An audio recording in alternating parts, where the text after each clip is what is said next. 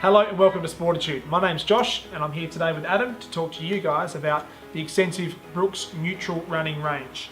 The reason we're doing that today is because they have a lot of shoes in this category and we want to make sure that you're selecting the right one. So in front of Adam, and his little stool right here, we've got Brooks Glycerin and also the Brooks Ghost. So the Brooks Glycerin is been around for 14. This is the 14th model of it. Yep. And they've actually redesigned the whole sole of it there by adding an extra flex groove in there, making that bottom a little bit wider. And what that actually does is allow caters for a lot more body types. So either a heavier runner like myself or a bit of a lighter runner like Josh. I come down like an elephant and Josh is a bit of a fairy. So Josh comes down like a fairy. So regardless of the body type or the build, the transition between heel to toe is really going to cater for whatever you require. Yep. Very similar to the Ghost. They've both got that DNA technology in the back, which just makes a really smooth sort of cushion blow. Yeah. Would you say? Yeah. When you come down heavy on that heel, the main impact zone, it really allows it for that soft, smooth transition. Both really good high mileage shoes, whether you're running 5Ks a week, 50Ks a week, right up to the 100K runners a week. So yeah, really good shoes for like that. Adam. Yeah. So between the actual shoes themselves here, Adam, so slight weight reduction in the Ghost? Yeah, I'd say probably about 35 grams between the Glycerin and the Ghost, which actually makes it a really nice light shoe, whether you're doing that tempo sort of running or whether you are doing that distance running. It's just that little bit lighter. I'd say the Ghost is probably that little bit wider in the forefoot as well, so it just gives that a little bit more freedom. And I'd say at the front there, this is actually one of the best features about it. It's got that reinforced toe box, and I know myself, I've probably busted through about 10 shoes with my big toe. Yep. You've done it yourself as well, Josh? Yeah, certainly have. Yeah. You don't have a toenail. You don't have a toenail, so it's always good. That reinforcement's just going to stop you busting through there, and it's really good. Now in front of me I've got two unique shoes to their neutral range. I'm going to talk about the Brooks Diad 9 and then also the Brooks Defiance 9. Thanks, Adam. Cheers. I get lost sometimes. So I'll start off with the Diad. So the Diad is by far their most stable neutral shoe, and the reason being is, I'll tip it upside down here and show you, it's got a very wide base, so it's technically called a straight lasted shoe.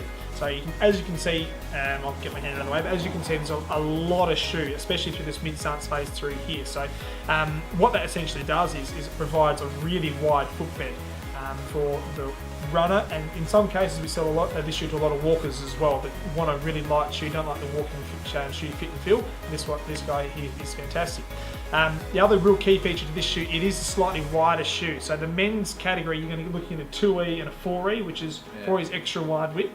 And the ladies range, they actually offer 3 widths in this shoe. So a standard B width, which is great. Then they go to a D, and there's also an extra wide 2E for the ladies, which is fantastic. So when we're talking about the Diad again, so the actual cushioning system is their Super DNA, which Adam touched on through there with those two shoes. So it is a lighter but more cushion and responsive cushioning system that they've done in the past. Absolutely. Again, I just want to touch on these underneath the shoe here as well. So these little pods you see here, this medial pod and this lateral pod, what that essentially does is it actually allows a mild pronator to use your shoe as well, because that pod through that mid-stance space through here will just cradle that foot and won't allow it to collapse as much as what you would in a traditional neutral shoe, or what we call a semi-curved last shoe. So if I just compare the two here, this is the Defiance 9 and the Diad through here. So you can see the structural difference underneath the foot, wider footbed through that mid-stance space, and then looking at the semi-curved last in the Defiance through here.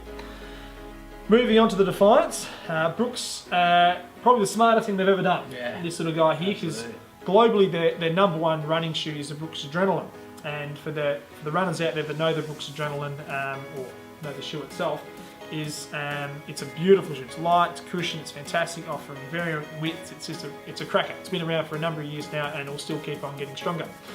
Now the Defiance is a neutral version of that. Similar sort of design and structure all towards it, isn't it? Yeah, absolutely. So when Brooks release a new Adrenaline, so for example the Adrenaline 17, which is out now, they actually cut the new Defiance off of the previous 16 model. So the Defiance 9 here is actually cut off of the Adrenaline 15, that little guy. So underneath the actual footbed itself, Fog and Adrenaline 15 next to that, it would look identical. The only difference is, on the medial side through here, there's no dual density or PRB roll bar that Brooks used through that mid-stance phase. Better. Yeah, exactly. Same density foam the whole way around. The only thing with the Defiance, which is I need to bring up, is they only do it in the one width. So you've got a D width men's, you've got a B width ladies. Standards. Exactly right, standard. Just like you and me. Pretty standard. Speak for yourself. Oh. Thanks, man. So yeah, in terms of the running shoe itself, it's we sell it very much against the Brooks Ghost through here. So this little guy here and this little guy here. Very similar shoes, very similar weight. The only thing is we found with Defiance, it does nudge out a few extra kilometres than what the Ghost does. The Ghost does wear it ever so slightly faster than this little guy. Talking 50, 100 Ks. Yeah. Not much at all. But yeah, 2 cracking shoes, both of those. So hopefully we've given you some light on the Brooks Neutral family. Happy running, guys. We'll see you next time.